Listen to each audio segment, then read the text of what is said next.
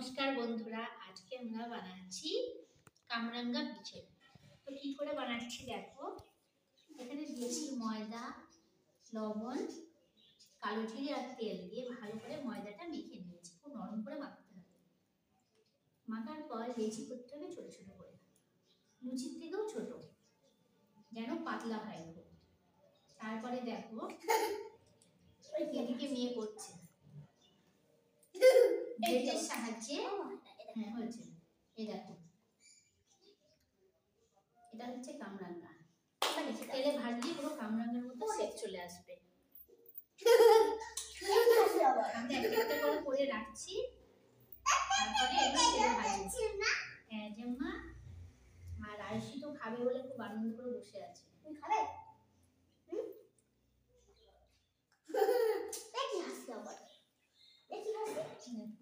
কতগুলো লেচি করছো, অনেক লেচি হবে। আমার দাদা আমি একা একা আমি একেবারে করতে এই বলো হ্যালো বন্ধুরা।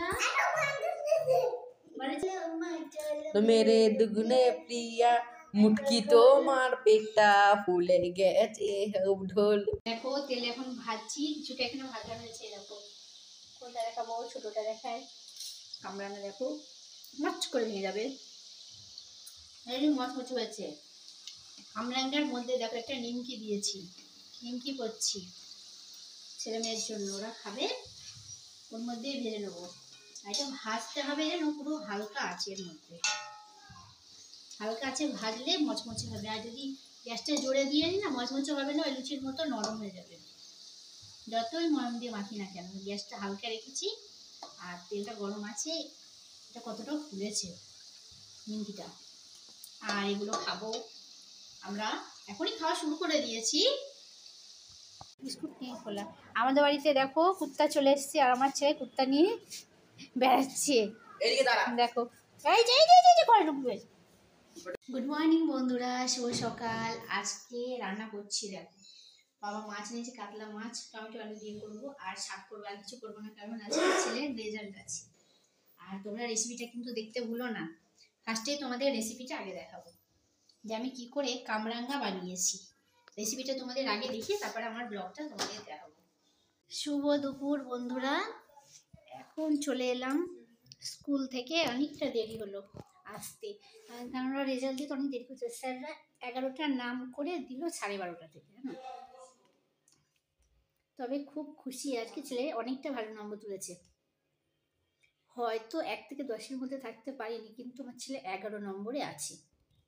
যে 10 নম্বর সে হচ্ছে 713, আর আমার ছেলে পেয়েছে 708।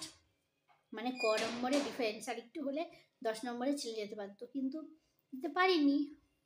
কিন্তু কোনো ব্যাপার না, তবু তো ভালো নম্বর পেরেছি, এটাই আনন্দ। তবে কি জানো, মা বাবার কাছে সন্তানরা যদি একটু ভালো নম্বর তুলে পাস করতে পারে না, সে মা বাবার আনন্দে মানে ধরে রাখা যায় না। খুব খুব খুব আনন্দ পেয়েছিলাম। আর মেয়েও পাস করেছে, ভালো নম্বর তুলেছে। এবার অন্যবারের থেকে, অন্যবার একটু কম পাই, কিন্তু এবার অনেকটা ভালো নম্বর তুলেছে মেয়েও। আনন্দ খুব, ছেলে মেয়ে পাস করেছে। ও দাদুর কী করেছে জানো, সঙ্গে সঙ্গে যে বাড়ি আসলো, রাজ বলছে মা আমি সায়েন্সে মিষ্টি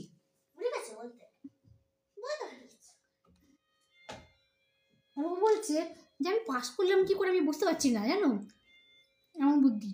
বললাম কি করে পাস করলাম, আমি ভাবতেই পারিনি যে পাস হয়ে যাবে। কেমন বোকা মেয়ে আমার, দেখো ও ভাবতে পারে। আরে না, ফার্স্ট সেকেন্ড থার্ড এর কথা বলছি না, আমি ভর্তি হয়ে যাবে 5 এবার।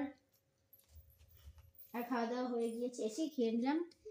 আর খেয়েতে সব তো করেই গিয়েছিলাম, কোনো ঝামেলা ছিল না। আমার শরীরটা খারাপ ছিল বলে ঠান্ডা লেগেছে, বুকে একটু ব্যথা করছিল। এসে শুধু ভাতটা খেলাম, মা আমি ছেলে। এখন শীতকালে কেউ পাউডার মাখে না, একটু শোবো, কারণ শরীরটা ভালো লাগছে না। একটু শুলে শরীরটা আবার একটু হালকা হবে।